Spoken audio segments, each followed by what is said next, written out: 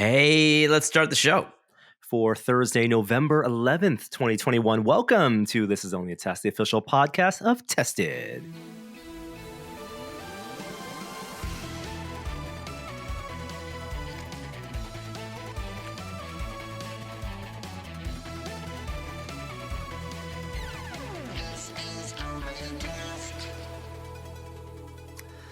Hello and welcome to the show this week. I'm Norm, joined by my two friends and colleagues here, Kishore, Hari. Good to see you. I'm sorry about the Bills again. I don't know what you're talking about. I don't know why I'm talking about it. I don't know. I saw you turned off the bouquet. I appreciate your background. I also, I root for the team because I don't got a team for in football over here. Niners are no good. Jeremy, let's not talk about sports. Good to see you. Welcome back. What's up, guys? Missed you last week. I don't know if you had a chance to listen to the episode, but we had a great conversation with Brent Waller. I'm looking forward to it. I have not watched it yet, but I look forward to it. It looked interesting. It was very interesting. I want to thank Brent again for sitting in and chatting about all things Lego. Unfortunately, if you listen to last week's episode, his kit, the Seasons of Time on the Bricklink Designer Program, didn't make the cut when they opened it up for backers. It was 6 out of the 10 or 9, and they needed you need to be in the top 5. So good luck, Brent, next time. We're still rooting for you. We love your designs, and keep on designing great Lego sets and submitting them. And please check out his website. I'll include a link again below. But lots going on this week. Little preview. I'm going to LA tomorrow to head over to DesignerCon. This is the first, I think, big in-person convention I'm going for my own personal time, not a work event, but it's one of my favorite shows, and it's returning back in person. It's all weekend in Anaheim, California. If you're in the area and feel comfortable, stop by. I think I'm looking forward to meeting some of the toy designers and artists that are set up there. I'm following on Instagram. What kind of DesignerCon? Do you see new toys that are unveiled that you will be able to buy at the show, and maybe also like later this fall? Yeah, it's not like a toy fair. Like New York has their annual. The company's called Toy Fair, and that's more of a CES for toys. So exhibitors, big companies, Hasbro, Mattel, they'll have closed wall booths where they'll have displays of things that are prototype stage, and it's for the like E3 would be for GameStop. This would be for what would be the Toys R Us or the Targets, really, the Walmarts of the world, and for some journalists. DesignerCon's more like public and consumer facing event, and it's a mix of artists and companies, like more independent and small mid-sized companies, a lot of international companies as well. You have the Metacoms from Japan, Mondo from Austin's going to be there, as well as like some increasingly effect shops. So I know some of the California effect shops who do maybe limited resin kits or stuff like that, or just have things to show off. They'll set up a booth and invite their artists, their employees who are artists, to show off their personal projects. So it's a hodgepodge. It's really fun. You can buy things there. I'm bringing the family, driving to LA, and taking off tomorrow morning. But also a big week in the world of Tested, because we finally unveiled this project that we've been working on for the past 4 months or so. We made a short film down at Fonco Studios at Fon Davis, filmed it in one day. It was a one-day short, and it was a culmination of a 3-month spacesuits build, 2 spacesuits that Adam made, for which we filmed 35 hours of footage, I want to say, that will make its way into 4 behind-the-scenes videos rolling out next Wednesday. And each of those is like 4 one-day builds in one. So it's been a lot of work for us, for Adam to build those suits with a small team, familiar faces and some new faces as well. And I don't know if you guys saw the short, but we're really, really happy with how it came out. Did Joey shoot this? Joey did shoot it. Yes. And I will have a behind the scenes video. I was running around with a GH5 on a monopod during that shoot. I mean, production in one day, it was hectic, but I was able to get some behind the scenes capture. Joey was the director, cinematographer. We rented a really nice cinema package. So anamorphic lenses, the whole thing on YouTube is 21.9. So no black bars if you have a widescreen monitor. And I think he had a lot of fun putting that, we did storyboards and putting those shots together. All the audio in that is fake as well. So we did no audio on the day on location, and everything is Foley that we either recorded in the cave or that Joey created or found sound packages for and layered on. So like, Awesome. from the beeps of the computers to the keyboard clacks to the stomps and the ambient sound. That's what we need the behind the scenes of is Joey doing the Foley. And then pulling his hair out, trying to. No, we actually do. That's not. We have the video of a Foley video as well. Joey and Adam just watched a cut of the short and talked about the sounds that would make sense, and then Adam put on the spacesuit and stomped around the cave while Joey ran with headphones and a shotgun mic and filmed that. And yeah, so we have a lot of cool stuff. It was a fun project to do. It was all in partnership with G4. So G4 is returning. If you remember, we're the right age, right? Attack of the Show, X-Play, all that stuff. I remember Tech TV, man. Yeah, well, they merged, right? It was two separate companies, right? There was G4. It was like that kind of, I don't know if they saw themselves this way, but the MTV and the VH1s of the more, nerdy and geeky gaming world before the worlds of Twitch and YouTubing. And, this was on cable, right? And then they did combine Tech TV G4. And it's a lot of those familiar faces. Kevin Pereira was there. Adam Sessler is coming back, and they're doing a big launch next week as well. So our videos coincide with that to help celebrate that launch. Cool. Yeah.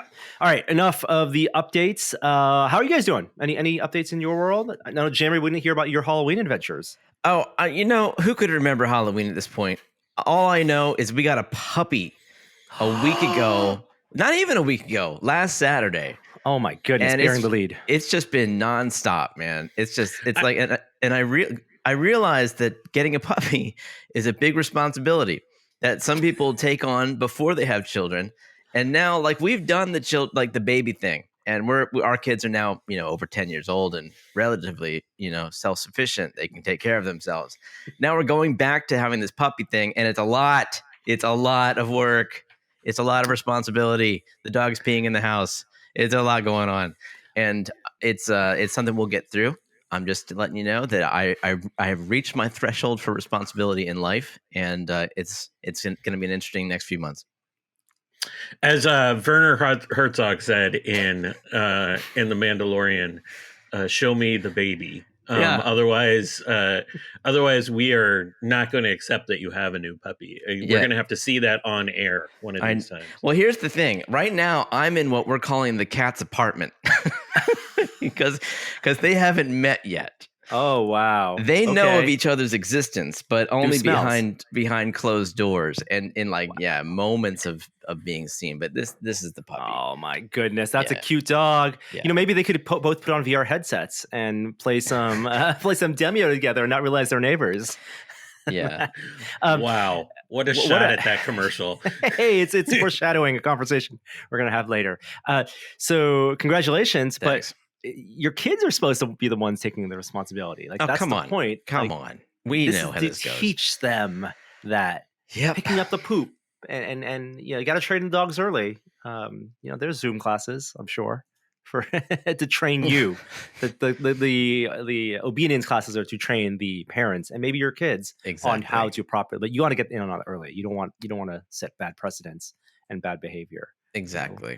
Congratulations. Thanks, man. Very, very cute dog.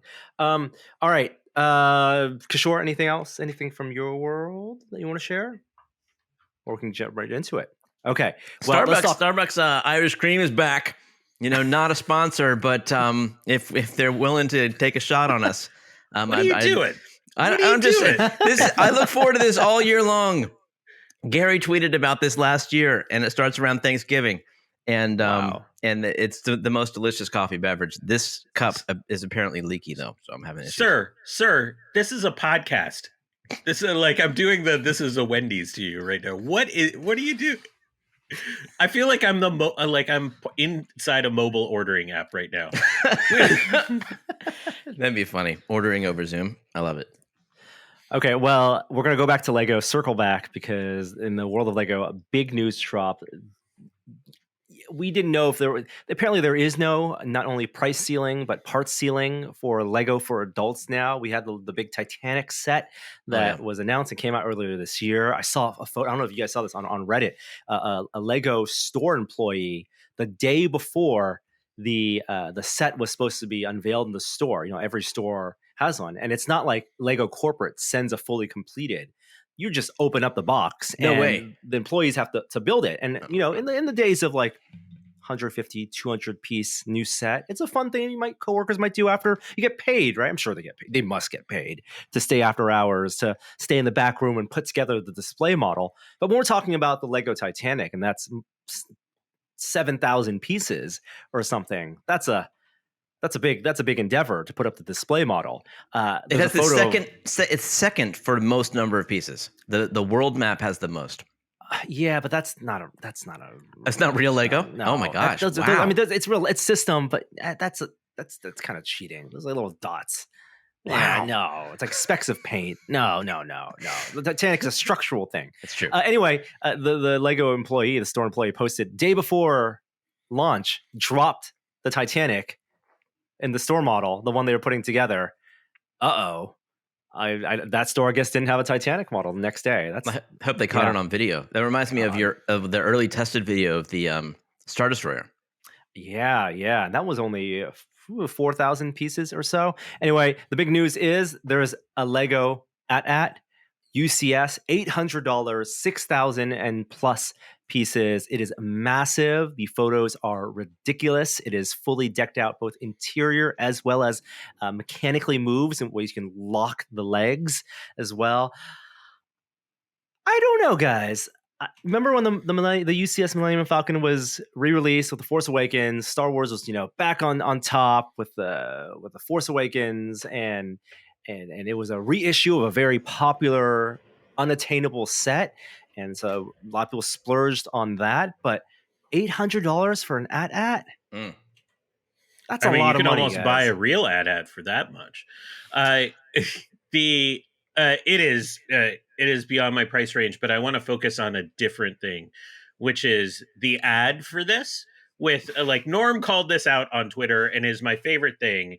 They pose the AT-AT in this like modern home, and in the bouquet of the background, there's just like this high modern guy like holding a whiskey, wistfully looking out his window as his AT-AT is set on a bookcase nearby. And I need to just recreate that photo with as many people as possible.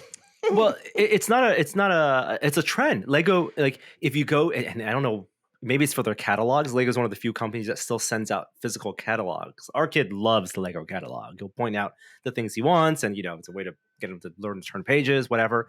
But the back section of the catalog, the black pages, are the adult themed sets. The people with disposable income, the classier sets, the big Harley Davidson and the Fender guitar. They do photo shoots with models in fully set dressed, like lifestyle West Elm, fancy, aspirational environments. And they did one for the Titanic as well. It's not just the one photo. They do a whole photo shoot where they have, the hand model posing, the same guy at the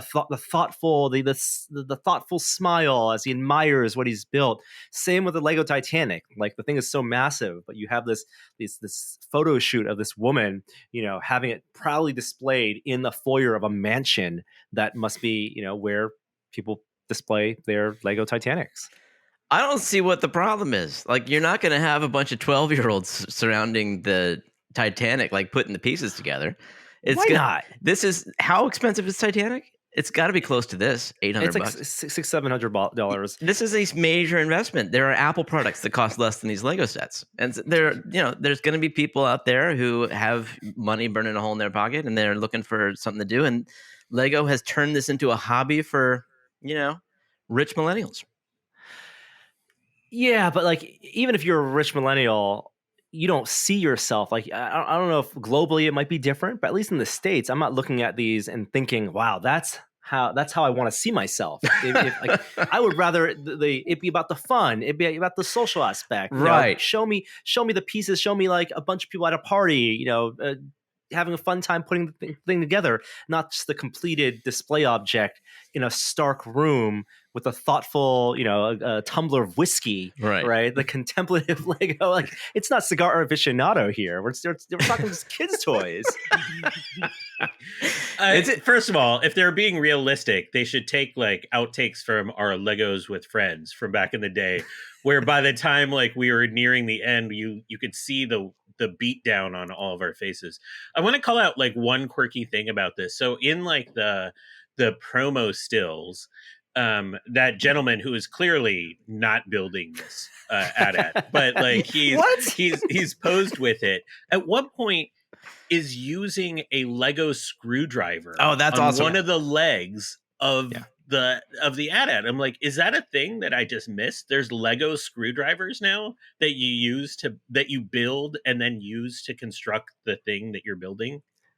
I believe the screwdriver itself might be new, but the idea is that the weight, the AT-AT structurally is so top heavy for you to lock its pose. You can't just ratchet, the legs into place. You have to actually lock and unlock and lock it into the pose that you want.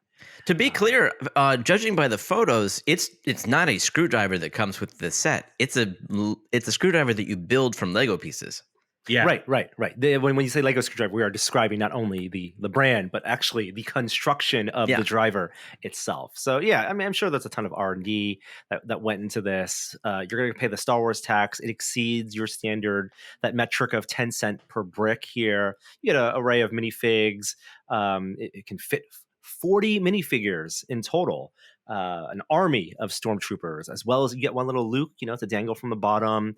I don't think it's necessary to scale with the snowspeeder, but like Millennium Falcon is a thing that I go back to that because it's something that we all have such a big affinity for. It's a character unto itself in Star Wars. It works as a playset. It's an icon in the Star Wars universe across the entire 9 films and Solo. AT-AT, it was in one film. Like, yes, it is a classic piece of stop motion history. No.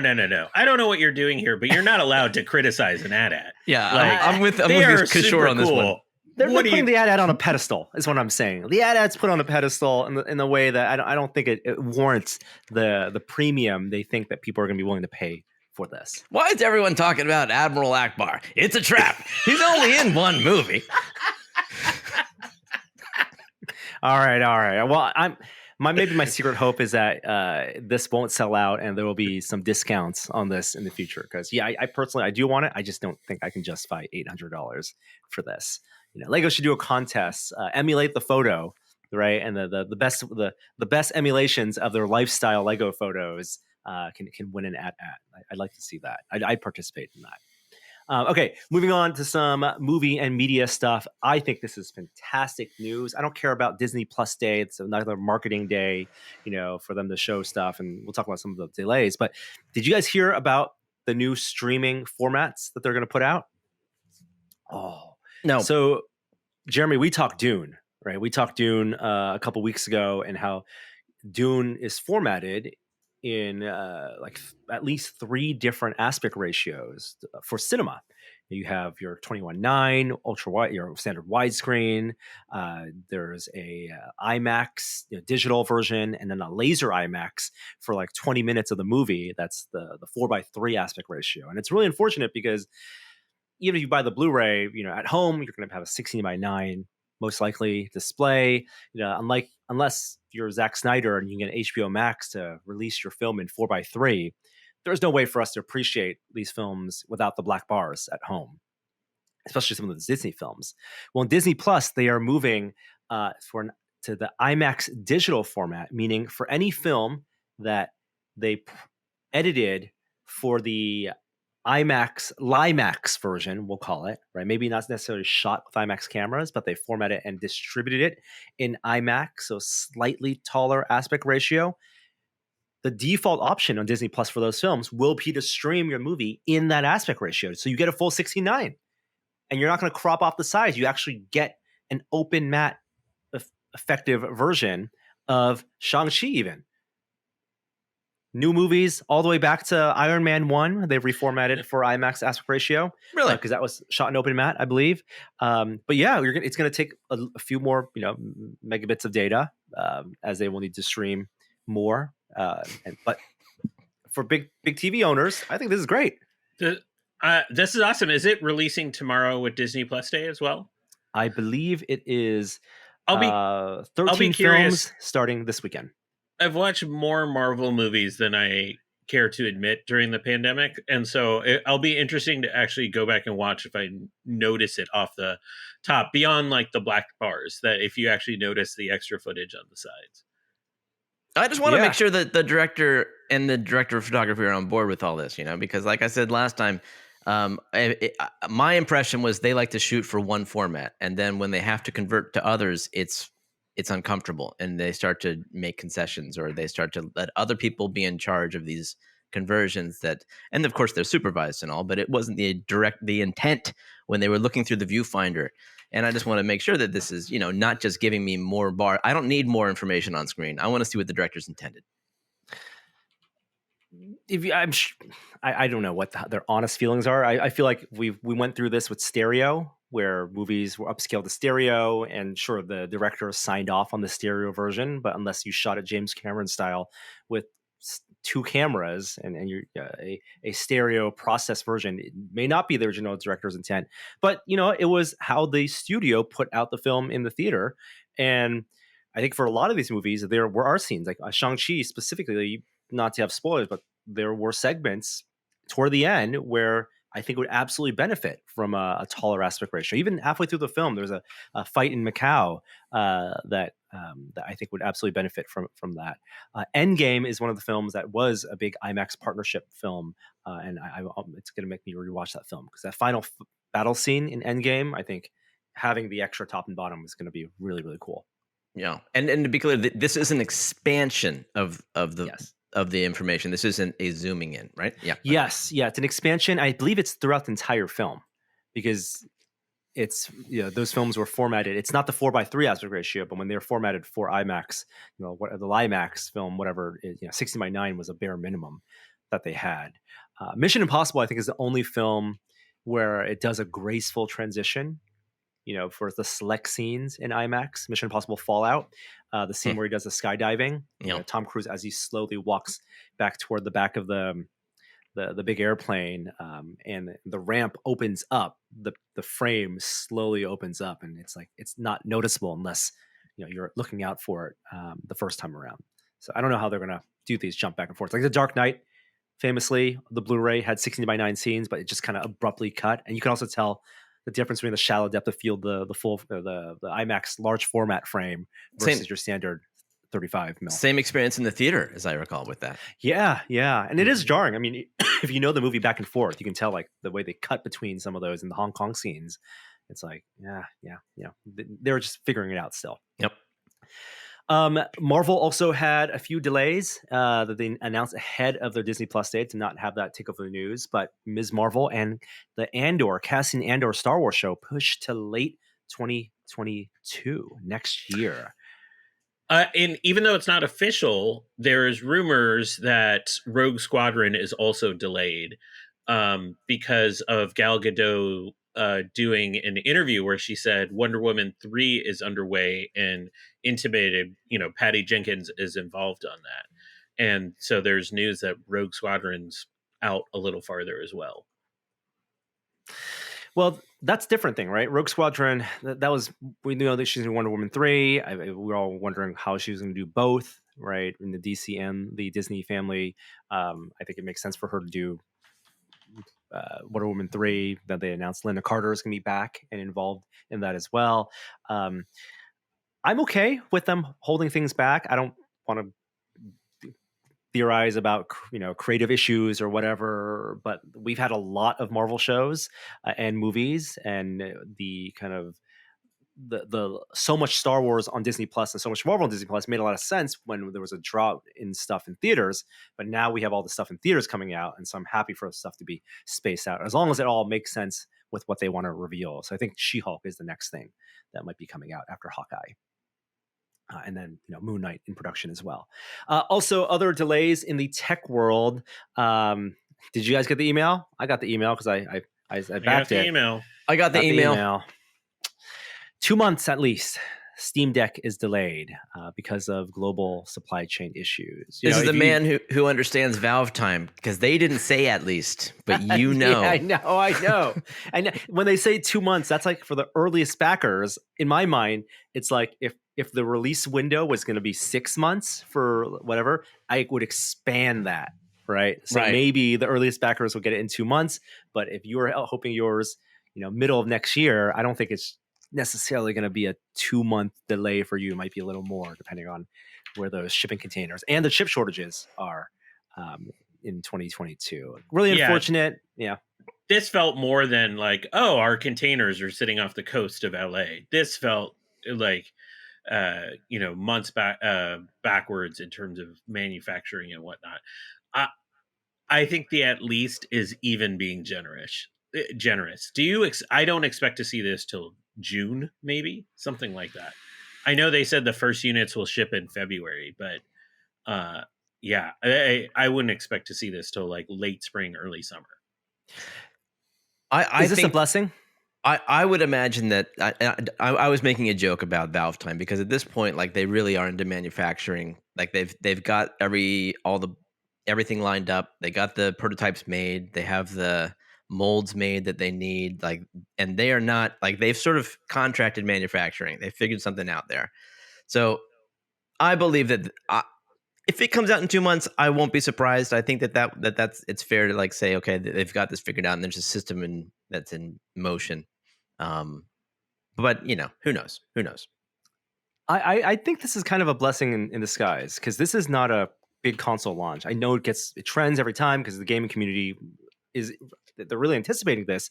It's a risky move for Valve, of course, to invest all this money in launching essentially a console competitor, right? A high end, not just targeting enthusiasts, but trying to really widen the market for PC gaming.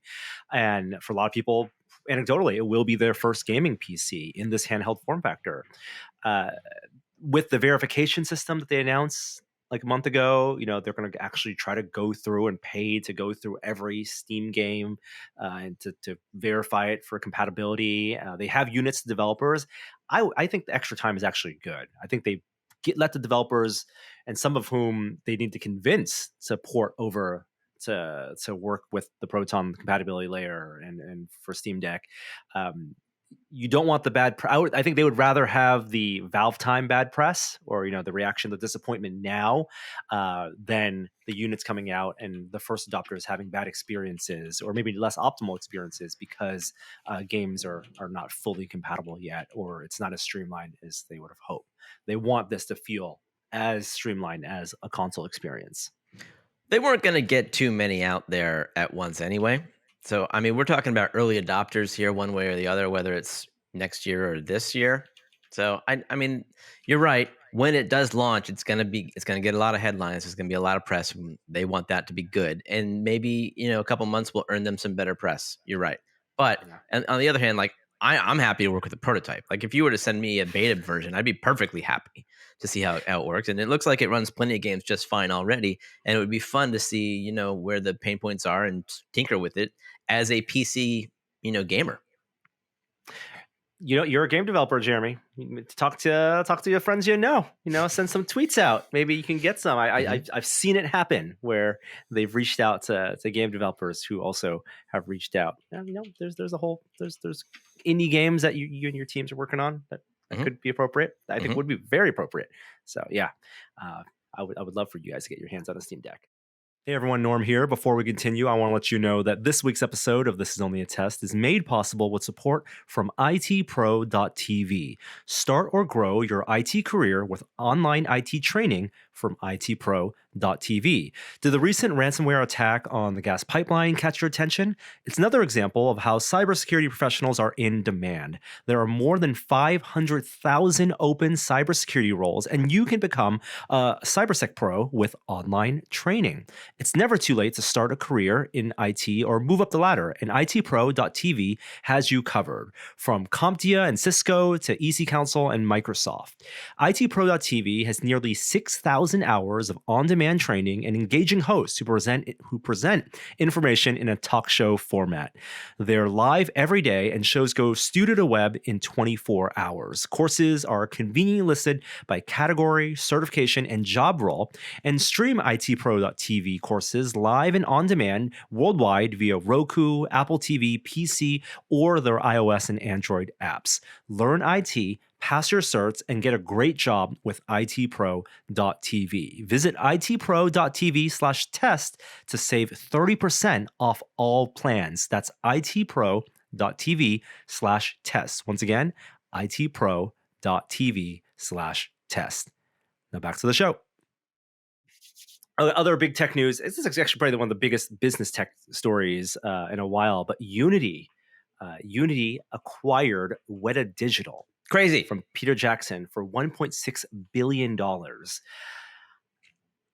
I think for the layperson who maybe has heard of Weta and heard of Unity from some the games their kids play, like it sounds like it's even hard for I guess for people who follow the business to understand what this acquisition means for both those companies and what Weta Digital actually did, because this is not Weta Workshop.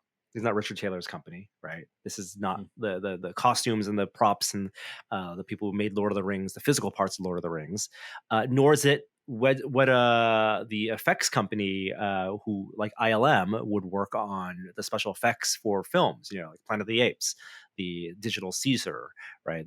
It's part of that team. The production effects side is going to retain as its own company as Weta FX. But what Unity acquired is purely, and some talent as well, engineers as well, but software.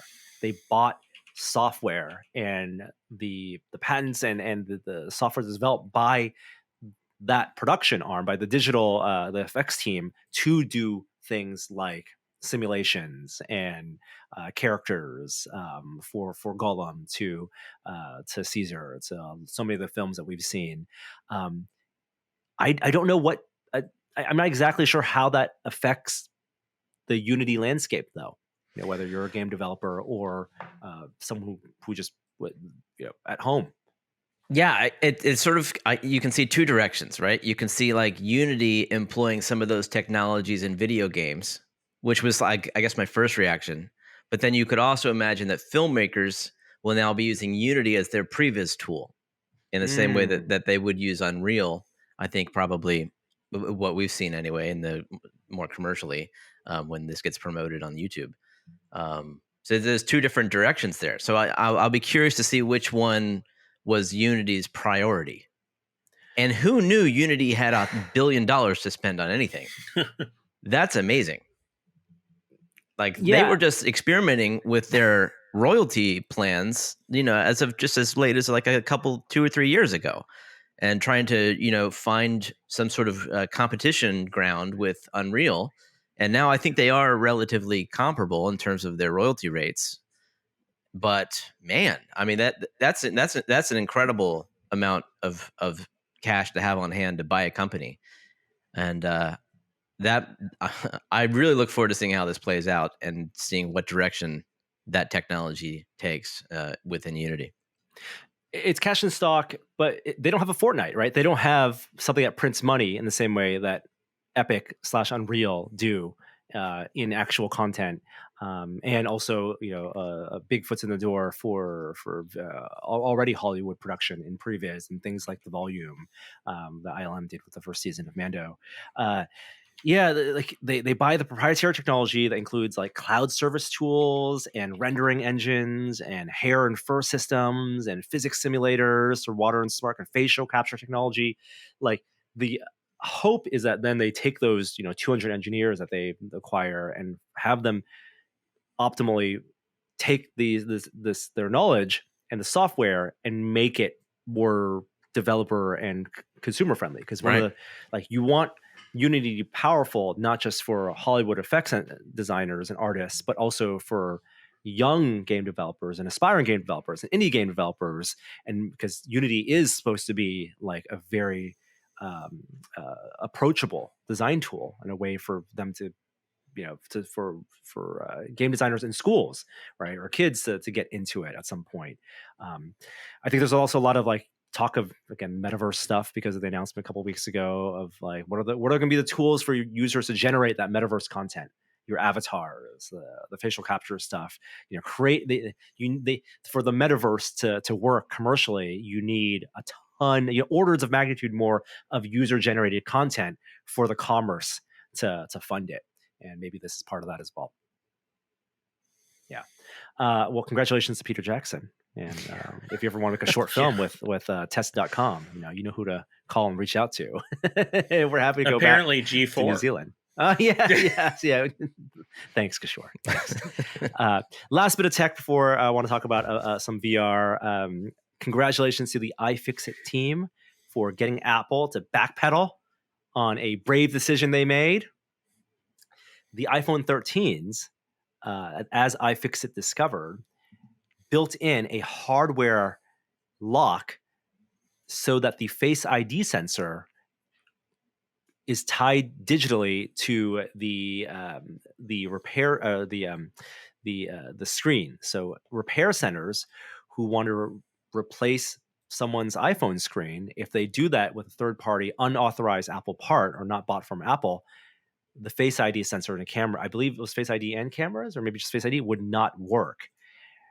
Which technically is within Apple's rights to do so, but it was, putting more of a stranglehold on rights for repair and allowing third-party repair shops to operate and make money. And Apple went back on it. They're going to issue a software update that will decouple that digital signature. So third-party screens on the iPhone 13 are still going to work fully functional with the Face ID. Yay! Yeah, that's great. It's a good win. It's a good move, and it's something that would not have been discovered and widely broadcast and publicized without the efforts of iFixit. And they are, and some huge props to them. I think we should table this for another time, but I do think we should dig in to where right to repair is. Because as we start to get into more electric cars, just electric devices in total around the house, right to repair is becoming a stickier subject, I think, for a lot of people in places that we're used to being able to repair things, but no longer are going to be able to. Hardware as a service, right? Yeah, it's all about, at some point you own the physical thing, but you're signing onto a license to use the product as opposed to actually be able to have it operate without internet connectivity, for example. But yeah, it's worth diving into, and maybe we'll get someone from iFixit to come on at some point and chat about that. I just got an email from Playdate. Guess what? Oh, they pushed back as well? It's delayed 2 months. Excuse me, at least 2 months. Yeah. Oh. They found a problem with the batteries, so they're shipping 5,000 Playdates back to Malaysia to have the batteries replaced. Every single one's getting a battery from a different supplier. So it's being pushed from late 2021 to early 2022. Wow. But the new needed batteries also mean much better battery life. Yeah, no, that's very, it's a win in the end. As you mentioned, could be the same for Steam Deck. Yeah. Well, Playdate is a completely different software experience, right? Because those are all boutique games, and I'm sure those developers have been ready, right? Yeah. I don't know. It's different parameters for the games, but yeah, wow. The full SDK in February, so maybe that's a good thing, right? Get that SDK ready. But yeah, no holiday gaming or handheld gaming. With so much hardware. You guys playing Forza Horizon like everyone else? You guys don't know what I'm talking about? It's everywhere. But I haven't started playing it like I have never seen a driving game get this kind of press attention. Like IGN gave it 10 out of 10. Everybody seems to be playing it, maybe because there's like not a whole lot of other games out right now, but like people are talking about this 5th version of Forza Horizon is finally getting its due of a great like arcade racing experience. It's a ton of fun. You guys should check it out this weekend. Is it single player, multiplayer? What's Oh, the it's everything. buzz? Yeah, no, you can play it single player. It's an open world racing game, Got but it. within that world, you see other people driving around, but you can also challenge other people. Specifically, when you do a race, like all of your friends from it's like a Microsoft game, so you get your Xbox, your gamer, whatever it's called. And what is the Microsoft gaming tag called? Is it a gamer tag? Gamer tag. Yeah, well, all of your friends on that system are the other drivers in the race, but they're just named that way. But you can actually challenge your friends' real scores and that kind of thing. You can do like battle royale. There's so many things. It's basically Grand Theft Auto, but if it was just like all these different racing events. It's a big festival set in Mexico, in a sort of a fantastic version of Mexico, and it's absolutely stunning to look at. Driving is a ton of fun. Like the modes are a ton of fun. You should check it out. All right. Yeah, I do have a steering wheel. I'll get that locked in and try that out. Forza Horizon 5. Horizon 5. All right. A bunch of VR stuff I want to talk about. There's Augmented World Expo going on right now. Unfortunately, not going there. It used to be one of our favorite shows to go to, kind of a niche show for more experimental AR hardware, some VR devices as well.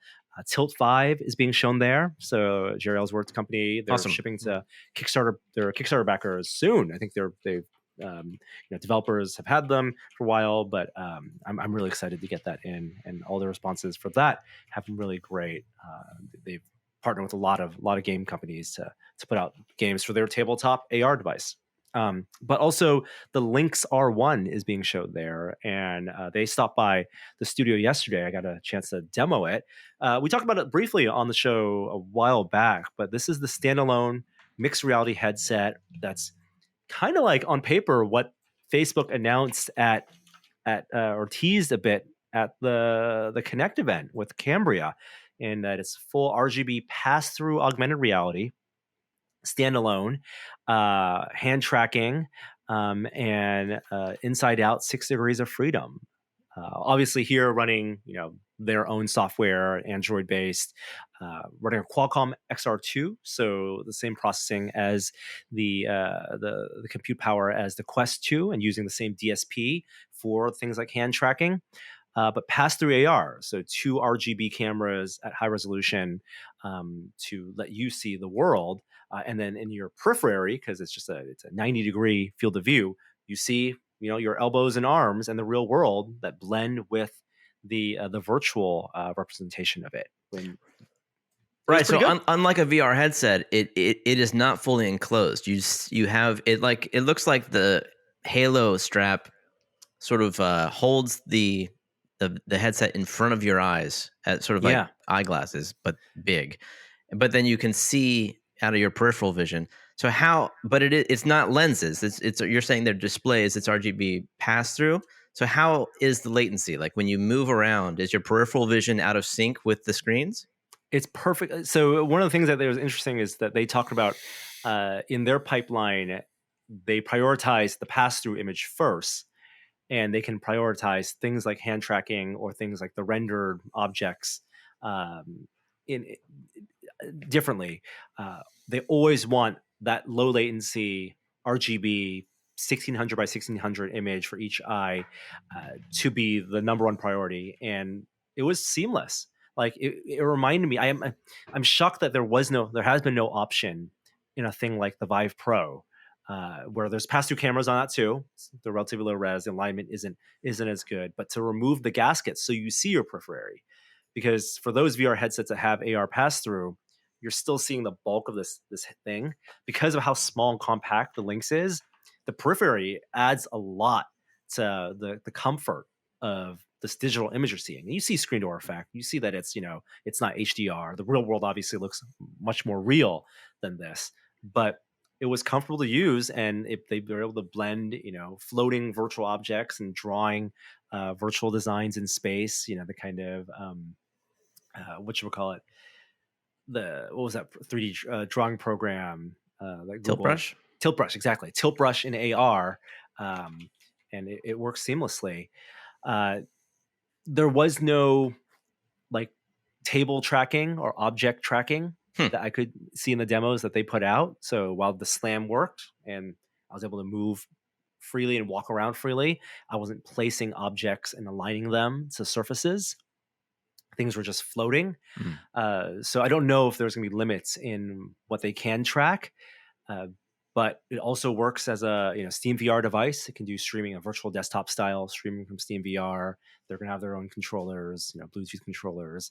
And I think we also mentioned this. They also have this weird optical solution to get it real flat, right? Because their whole thing is they want the lenses on the outside of the headset to be as close to where your eyes are as possible. Where if you're wearing a Vive Pro, those lenses are a couple inches away, maybe because of the boards, the optics, the display. Yeah, how do they do it? Want it to be.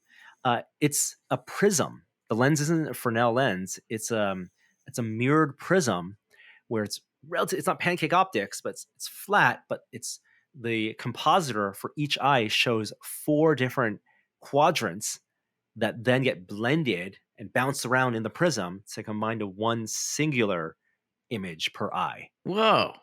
Yeah. The risk, of course, is that if your eye isn't perfectly center in the sweet spot of this lens, you're going to see the artifacts of that prism. Yeah. The quadrants aren't going to mesh. Yeah. And so you do have physical IPD adjustment horizontally. There's no vertical IPD adjustment. You tilt the headset for your vertical IPD adjustment. And there were times, where I moved the headset or I didn't have the IPD perfectly adjusted. I could see the lines, the crossbars. They argue that because their compositor also oversamples, like there's overlapping, each of the quadrants overlap what they're showing. Theoretically, you get more optical clarity in the center of the crosshairs, so to speak. But I couldn't really notice that in what I was using. Who do you think is their market? I think their market is for people. It's coming out next year. They did a Kickstarter for $500. I think it's for people who want to use AR in the home and hopefully have a small developer community making the kind of tilt brush like killer apps for a thing like this, because it is standalone.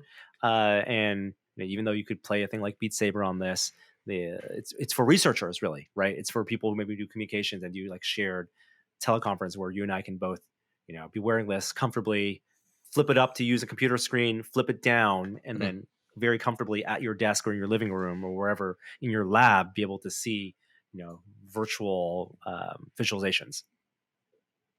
Yeah. So good luck to them. I know they're in the prototyping stage right now. I think there are like 7 of these in the world, but they think that they can ship in April. And it's kind of a race against the clock right now, because whenever Meta is ready to show Project Cambria or whatever it is, it's going to have a lot of overlapping capabilities. Speaking of Facebook, Oculus, and games, After the Fall is a game that I've been very excited about. And they announced their release date, which is less than a month from now, December 10th. This is the Vertigo Games, the people who did Arizona Sunshine, Bridge Crew, as well as a bunch of other games. So veteran VR developers. And this is their fast-paced zombie shooter that, let's just call it, it's a Left 4 Dead clone. It's Left 4 Dead VR, only from the survivor's perspective, not from the zombies' perspective. But 4-player co-op, fast-paced zombie VR across 5 maps, and you run through these instances with random drops. There are big zombie, heavies, but these zombies have incredible animations that crawl out of the walls. And I got a chance to play through the first one of the 5 levels, and it felt very much like how I would imagine a Left 4 Dead VR would play. What'd you play it on? I played it on it was Oculus desktop version, so I played actually over AirLink on a Quest 2, and it was totally fine. But because of the work they've done on Arizona Sunshine and making that cross-play compatible, they haven't announced any cross-buy solutions yet, but this will come out native on Quest, desktop, Rift version, Steam VR version, PSVR version, and all of those versions will be able to play with each other. And in the lobby instances, like the Lone Echo or Echo Arena lobby instances, they have their version of that, 32 players in a lobby where you'll be able to meet up with your friends, Rec Room style, and see someone who's on a PSVR headset using a PS Aim, for example, while you might be, on on a 5 Pro or on a Quest 2, and then get on these 45-minute sessions, dungeon crawls, where you're going through these maps and killing zombies. Did you feel like it looked like any of the assets were constrained by having to have the Quest port?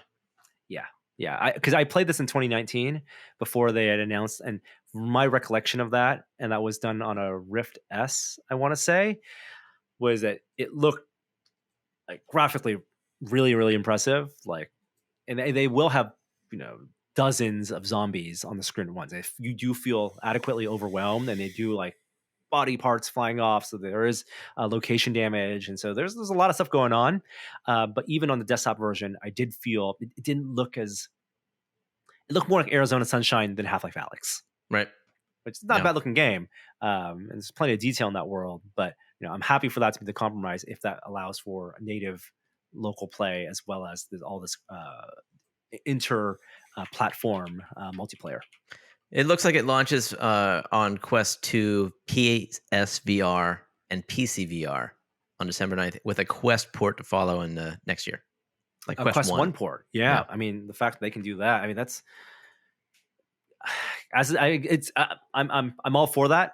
I know it's probably expensive, to put in the resources to support, and there are a lot of Quest 1's users. But I would also understand it, even though it would be the chagrin of Quest 1 adopters if they had chosen just Quest 2 for performance reasons. Yeah. Medal of Honor Quest, speaking of which, that has a release date. That's next week, November 15th, that full game, with all the patches. And I'm curious. I know they talked about the download size for that, so I'm real curious how that will work on Quest 2. 64 gig capacity models specifically. Did you ever finish that? Mike Dorn actually said in Reddit it'll fit, but there's not going to be much room left over. Yeah, I never did finish it, but and I keep, like I've said before, I like the low friction of the Quest, and part of the reason why I haven't finished it maybe is because I had to boot up the PC software. So maybe I'll go back and play it. We'll see. Yeah, well, that one also had, I think, really fun multiplayer PvP. Oh yeah, and if this reinvigorates that, I could see its legs being in multiplayer, because it really felt satisfying in an old school Medal of Honor way. The multiplayer maps, so many maps, and very, very satisfying reload mechanics. They got that stuff knocked down. So yeah, I'm glad that game will have new life. And I think the Quest version is cheaper, and there's cross buy. So that's true. Buy the Quest version if you're going to pick up this game. $40. Let's talk about that Quest commercial. I alluded to this earlier, but Facebook/Meta is putting out a bunch of TV ads. You might have seen this if you watched some NBA games lately, promoting Meta as a company. There's one of a group of people walking into a museum looking at some modern art, and then of a jungle, and then suddenly, like, surrealistically being inside that painting. And I'm not sure exactly what that communicates in terms of the metaverse. VR users may not see that as a compelling advertisement, but there was another ad that they put out. It's a minute long, and I think it was like a 30-second cut down version of it for TV called "Friends Are Ready," and it's this whole story of these two people who meet up in VR to play games like Demio and Population 1 and Beat Saber and Echo Arena, and they have glimpses of all these games in there, and they talk about their life, and it really tries to sell the social aspect of these games. And then the big twist is that they're actually neighbors in real life, and they never know it the whole time. So I actually, like, regardless of the twist, I think the twist, whatever, but the things they showed about the conversations that they were having in game as they were playing Demio and talking about their life stuff, and, like, moving their arms up in Pop 1, like the jankiness even of that, like fully embracing that, I think is a smart move for them. And it resonates with me, at least, having had those experiences in VR. Did you guys feel that way? Okay, so a couple things stood out to me. One, that is not the experience of matchmaking in VR right now with group, randos. Right? No, it's not rando. It's like that's a friends list. Yeah, presumably they were matched randomly, and then they befriended one another. Yes, but Okay, that is right. just not the experience of that, and there needs to be work done on that. I actually really like the fact that they're having a good time in VR together. Where it like crossed the line for me is where they made them a little antagonistic in real life. They should have just made them awkward in real life and left it there. But There they was actually, awkwardness. They were elevator. They're yeah, meet they up in had the the elevator yeah. awkwardness, but at the end they're like yelling at each other through their wall to keep it down. Like that's where it got like a little like VR is where you can actually connect with people, and I was you could like, be too you're far, a jerk in too the far. real world, but in Yeah. VR, it's like a reverse, right? In It's the real total world, actually, reverse, yeah. it's reverse. Yeah, I absolutely take that point. Thinking about it more, the thing that I have issue with is so much of this is not VR specific. Like you could have this very same ad for someone playing a console game, the friends you have, or a PC game, right? Have those same. We're playing Team Fortress 2, wearing headsets and hanging out, or World of Warcraft, all that stuff. It's not new for gaming, and this ad doesn't sell the embodiment of VR as those like other Beat Saber ads have in the past. And how do you sell both of those things? The compelling presence aspect of VR as well as the social aspect being a killer app, because social is not native to VR. Social is a selling point to all gaming, modern multiplayer gaming. But it's the combination of those two things that make VR so strong. That's an interesting point. I don't know how you would do that. That's a really good question. But I do think that their priority, if that was their priority, to sell the social aspect first, was the right decision, because that's what resonates with people. It's like Jurassic Park isn't a movie about dinosaurs; it's a movie about parenthood. So it's like what can people actually relate to? What do they feel when they see something? And I like this commercial a lot. I agree with Kishore; it did not stick the landing. I would have liked to have seen. I would have maybe liked to have seen them realize that they were neighbors, but then still go back and play VR together, Yeah. or something like that. I would have been fine with that. I didn't like the ending, but it resonated throughout. It was a good commercial. Well done. Hold on one second. Did you say Jurassic Park wasn't about dinosaurs, but it was about parenting? Much like Aliens too. Okay, got it. Alien was about being a new Mother. cat parent, and then instead of like, Yes, yeah, got right. it. I think you're right. Like one way they could have ended it is if these people knew each other in real life and still were socially awkward in person, and that's a relatable thing, right? And especially in the world of the pandemic. You're at the park, maybe you have kids, and and you like, I don't know what to talk about in person, but in VR, that's actually a really resonant thing where if they showed a commercial with like two people in masks like struggling to kind of talk to each other and like having to keep distance, and very then timely. like in VR they're actually able to connect, and like I feel that every day walking down the street and that's stuff. So great idea. Yeah, totally. And I think you could combine the embodiment and the presence part of the VR story with things like like Population 1, flying in VR, right? All these fantastical things you can do. Lone Echo, absolutely. Like Echo Arena. I like what they did with those glimpses to other people in the household, like their loved ones looking around the corner, because that was a very relatable thing as well. Where in VR, I feel like a superhero. I'm doing all these things, and I'm sure someone's glanced over and like, what are they doing? But you feel so much more awesome in these games. Every time I watch one of these commercials and they don't push fitness, I really wonder what they're doing, because those fitness apps do really well. Like Supernatural's doing well. Beat Saber, which isn't technically a fitness app, but people use it for that purpose, doing really well. I think it's actually a market that they should push more and could get a lot of traction more with, because it's a really unique fitness experience that you can do things like boxing that are hard to do at home without a device like that can do hand tracking. Yeah, take a jab at those mirrored, high tech, smart fitness exercise machines that these companies like Peloton or whatever are promoting, and they got the money to pay LeBron James to put on a headset and say and promote fitness in VR. Yeah, and like a UFC fighter and doesn't have him punch stuff. I don't know, like. Yeah, I mean, speaking of which, we're gonna jump into Demio later. The three of us, we've been having a good time. The save game functionality is finally out. So if you don't have 3 hours or 3+ hours to spend in a session of Demio, you can break that into multiple segments. You save them between each of the maps.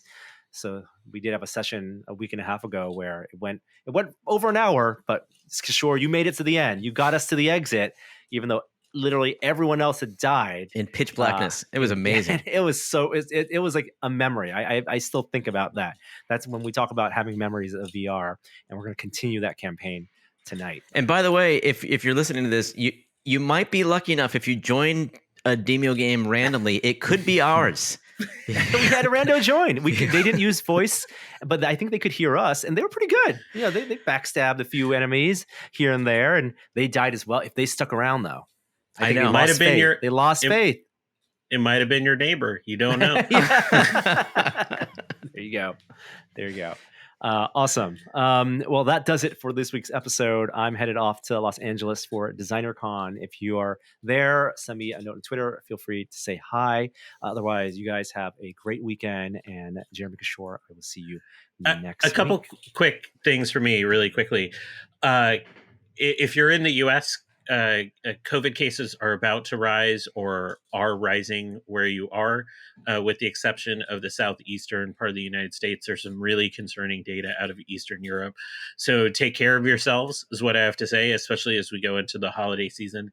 And I just want to shout out the policy at The Verge that they introduced about journalists on background. Yeah. I thought that was one of the best things I've seen a journalist outfit do. So I just wanted to shout that out because, enough of that. And if you're looking for a chuckle, read that article because they will tell you about all the things tech companies have told them on background, including an April Fool's joke on background, which is just amazing. So. Guys, I want to tell you on background, it's all a lie. The cake is a lie. But no, it turned out to be true. Yeah. It's a good read. And I'm glad they're changing that policy. Longer discussions worth having about that in modern media. But anyway, again, thanks for listening. Have a great weekend, and we'll see you next time. Bye. Bye. Hi there. I didn't see you. That's it.